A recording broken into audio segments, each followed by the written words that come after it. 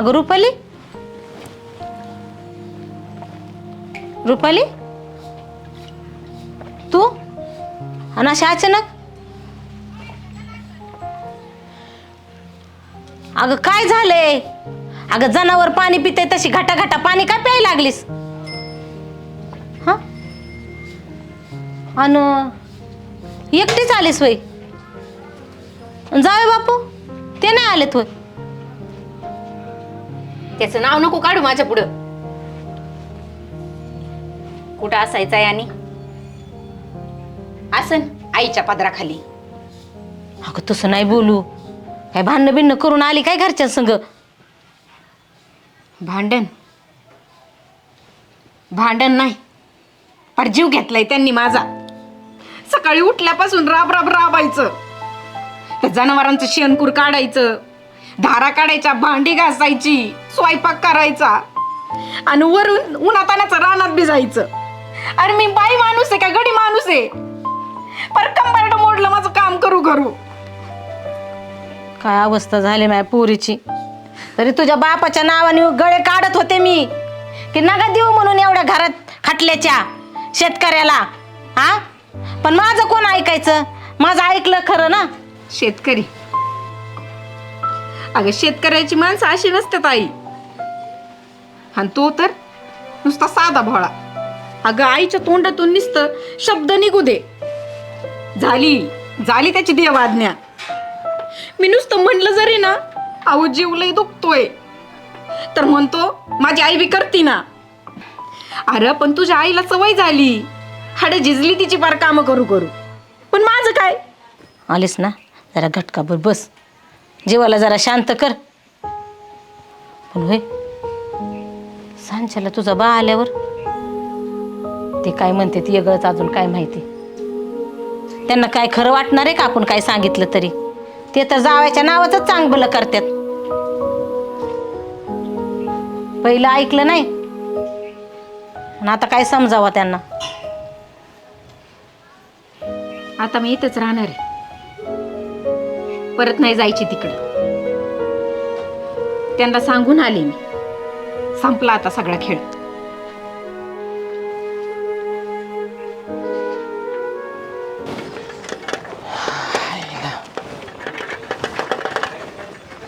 ऊन याला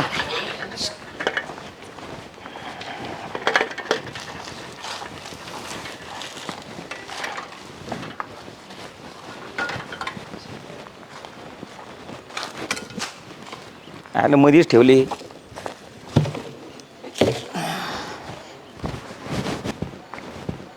सुमन, अय सुमन, अरे कुठे आहे? पाणी द्या ना. उशीर केला यायला. लय दमलो आज, जेवायला वाढ घातलंय, भूक लागली ए मला. आई तुम्ही घ्या हात पाय धुंतवर वाढते मी. अगं रुपाली, तू का आली?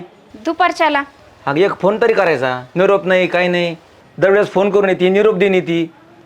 ह्यावेळेस अशी अचानकच आली. सगळं ठीक आहे ना तिथं? हात पाय धुवून घ्या, बसू आपण, मग बोला निवांत. तू गप ग, तुला नाही विचारलं मी तुला विचारतोय ना. तू कशाला मध्ये तोंड घालती? काय झालं ग रुपाली? अशा आवतीत कशी आली तू? तर सगळं ठीक आहे ना? अहो काय सांगू बाबा, अहो दिवस रात्र मरमर काम करते मी तिथं, आणि त्या सासूबाईंचं तर वेगळंच. थोडं इकडचं तिकडं झालं ना, लगेच म्हणतात तुझ्या आईने तुला हेच शिकवलं वाटतं. रानातलं काम कर, घरातलं काम कर, शेतातलं काम कर. किती काम करणार माणूस सांगा बरं? बस जावं, काय बोलत नाही का तुला? तुमचा जावई तर आईच्या पदराखालचाच, नुसतं आईचंच गुणगान गातो. जरा माणूस दमला ना लगेच बोलणार माझी आई करत नाही का? अहो माणूस काम करणार तरी किती? त्याची आई म्हणजे त्याच्यासाठी देव आणि मी म्हणजे कामवाली. तू झालं ना बोलून, आता मी बोलू का? अगं ज्या घरात सोन्यासारखं नावर आहे, ज्या माणसाने तुला लेकीसारखं सांभाळेन असं वचन दिलंय, हा एवढ्या चांगल्या लोकांबरोबर, एवढ्या चांगल्या माणसाबद्दल असं वांगळा बोला, तुला लाज वाटत नाही का? हा अहो बाबा पण मी खरं तेच. काय खरं? अरे संसार म्हणजे काय, तुला काय खेळ वाटला काय? हा तुला काय वाटतं फुलाच्या पाकळ्या करावून त्याच्यावर बसून ठेवाव? अगं कष्ट करावं लागती, भाकर अशी आई ती येत नसती. हे बघ मी राब राब राबतो शेतामध्ये, हा आणि तुझी आई बी राब राब राबती का नाही? तिने केला का नाही संसार का ती बसली अशी रडत तुझ्या वनी पण असं काय बोलता येईल की तू गप ग तू डोक्यावर चढून बसले तिला संसार कसा करायचा ते नाही शिकवलं पळून यायचं शिकवलं तिला आपण तू गप ग हे बघ पूर कान उघडे ठेवून एक ऐक माझं अहो संसार मानल्यावर भांडणं होतच असतात भांडायला भांडं लागतच पण असं नवरा टाकून यायचं नसतं आता आमची भांडणं होत नाही का हां ती मला कधी गेली का माहेरी सोडून हां तुझ्या सासऱ्याला सासूला आईप्रमाणे सांभाळलं ना तर ते बी तुला लेकीसारखं जीव लावतील का नाही हां असं काही झालं का उठसूट यायचं नसतं ज्या घरात चूक झाली ना त्या घरातच निस्तरायची असते बघ हे बघ आता एक काम कर उद्या सकाळी उठायचं बॅग भरायची आणि सासरे जायचं हां कळलं ना तुला हां चला आता चल मला जेवायला वाट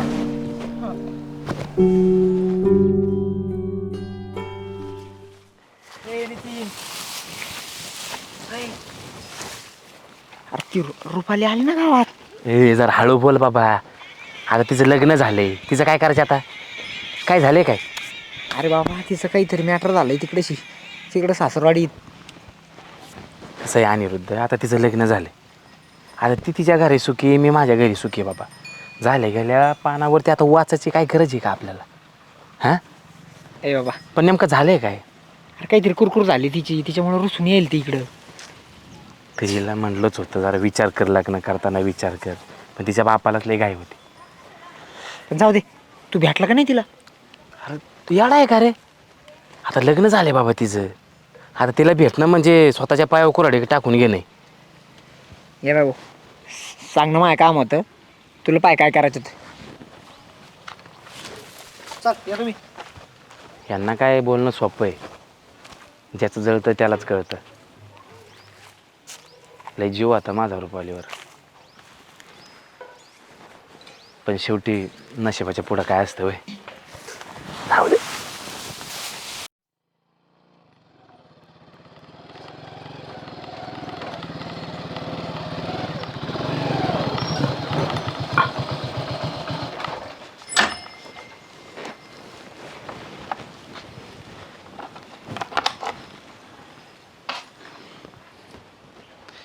बस या बस राम.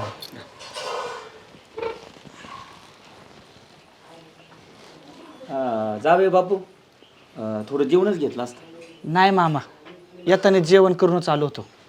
असं असं कसं चेहरा किती सुकलाय तुमचा थांबा मी पाणी घेऊन येते.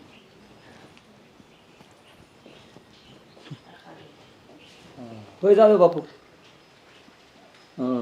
काल काय झालं होतं घ्या पाणी घ्या.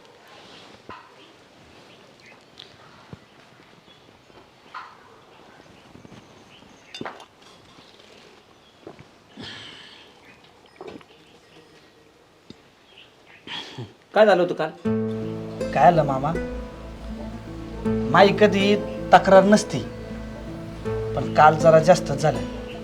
माय आई तिला म्हणली पुरी जरा भाजीत मीठ थोडे कमी टाकीत जा त्याच्यावर ती अशी एवढी भडकली का नाही आईलाच उलट बोलली दिवसभर तुमचा मला जाच असतोय माया मला कटकट असती तुम्हाला स्वयंपाक येतोय तर तुम्हीच करा म्हणली. असं म्हणली व्हायची आणि एवढंच नाही मामी नाना थोडा तिला मध्ये बोलला म्हणलं पुरी मोठं माणूस आहे ऐकून घेत जा. नानाला बी उलट बोलली ती काल कोणत्या भाषेत आणि कोणत्या धुंदीत बोलत होती तिचंच तिला माहित नाही.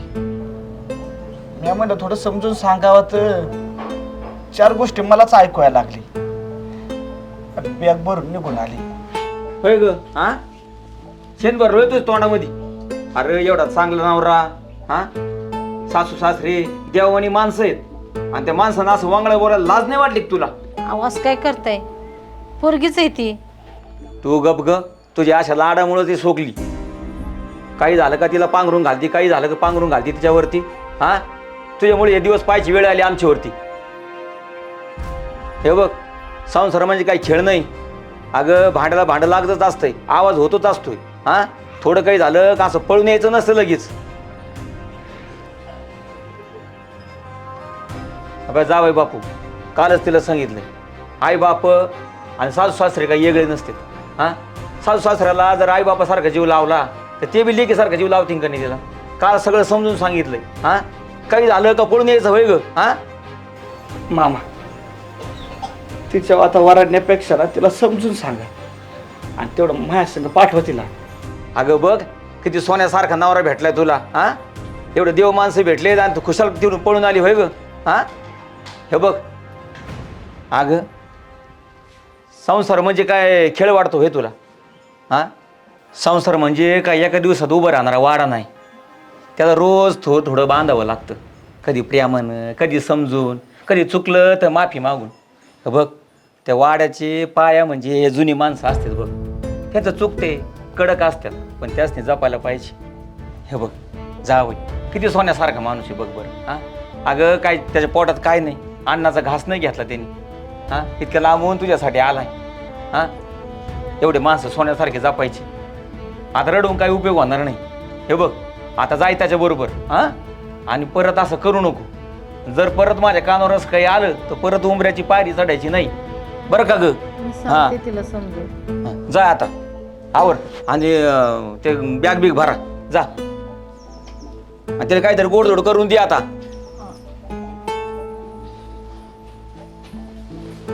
हा जावय बापू पोरगी थोडी लाडाने वाढलेली. हां थोडं असतंच होतच असतंय.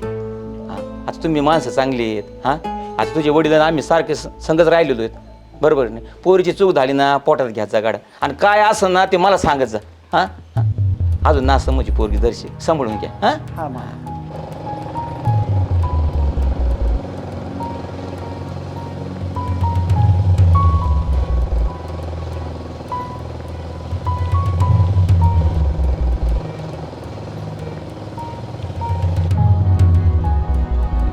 ओ जरा गाडी थांबवा ना.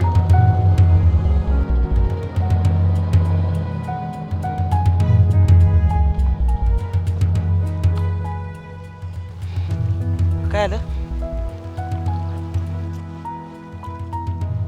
माझं चुकलं. लई मोठी चुकी झाली माझ्याकडून.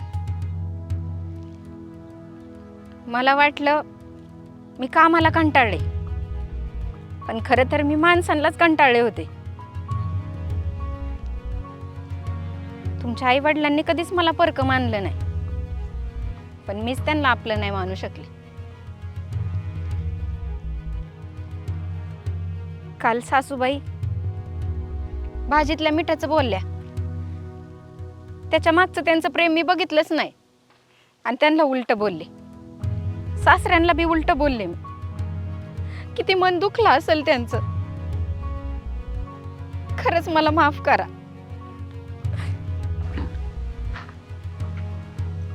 अगं तुला तुझी चूक समजली यातच समाधान आहे बघ.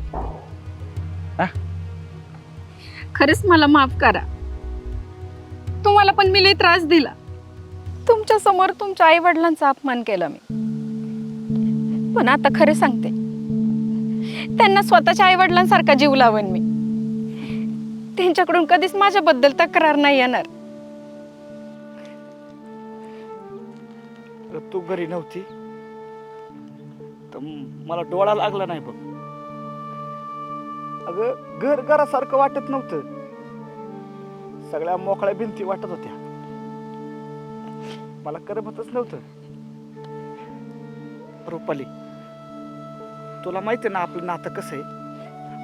अगं आपलं नातं म्हणजे गाडीची दोन चाक आहेत. एक चाक तू तर दुसरं चाक मी आहे. आणि तूच मला सांग गाडीचं एक चाक जर रुतलं दुसऱ्या चाकावर बाहेर यायचा नाही का सगळा. गाडी तिथंच थांबन. काल तू रुसून बसली तर मला लय एकटं वाटत होतं बघ. सगळा बार माझ्या खांद्यावाले असं वाटत होतं मला. आपली गाडी तिथंच थांबली असं वाटत होतं. खरंच मला माफ करा. परत असं कधीच नाही वागणार मी. आणि आपलं आई वडील कोण असतात ग? आपलं आई वडील म्हणजे आपलं गाडीवान आहेत ना. कधी आपल्याला वराडत्यात कधी आपल्याला चाबूक बी हाणत्यात का आपली संसाराची गाडी खड्ड्यात जायला नको, चुकीच्या रस्त्यात जायला नको म्हणून ना. आणि आपण जर गाडीवानाचंच ऐकलं नाही तर आपली गाडी कशी पुढं जाईल ग? हा? परत माझ्याकडून कधीच अशी तक्रार येणार नाही तुम्हाला बघा. जाऊ दे, झालं गेलं गंगीला मिळालं बघ. हा? पण रुपाली एक लक्षात ठेवा, आपली भांडण आहे ना आपण आपल्याच घरात मिटवायची. हा? आपल्या उंबऱ्याच्या बाहेर आपली भांडणं येऊ द्यायची नाही बघ. हा? येडे, आता रडत बसू नको. हा? आई, आपलं घर आपली वाट बघतंय. आणि आईनं ती आवडीची शापूची भाजी बी बनवली. 2 घास खाशील ना?